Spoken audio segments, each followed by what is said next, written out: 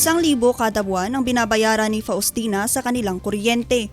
Pero sa ilang taon na niyang pagbabayad ng kanilang kuryente, hindi pa raw niya naranasang mabigyan ng discount sa Beneco.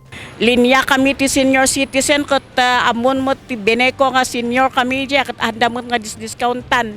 Ganito rin ang karanasan ni Amado. Awan lang o damdamak no sa no nagbayad in kabil lang di resibo. Ipikot na lang ako kita niya. Anila, hindi naman daw nila alam na mayroong discount sa kanilang mga bayarin. Pero ayon sa Beneco, alok nila ang 5% discount sa mga consumers nilang senior citizen. Alinsunod ito sa Republic Act No. 9994 o mas kilala bilang Expanded Senior Citizen Act of 2010. No, di ka kuryente, 5% lakon. 5% lakon ako.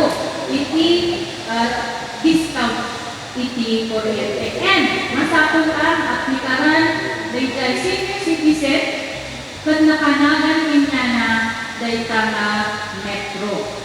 May sabay, masapul ang 100 kilowatt hours or below iti konsumo na iti may bulan. Ayon sa ahensya, ang mga kwalipikado sa discount ay kailangan lang ibigay ang mga senior citizen ID sa payment booth kasama ang mga bill.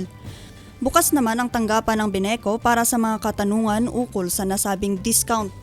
Vanessa Bugtong para sa Luzon Headlines.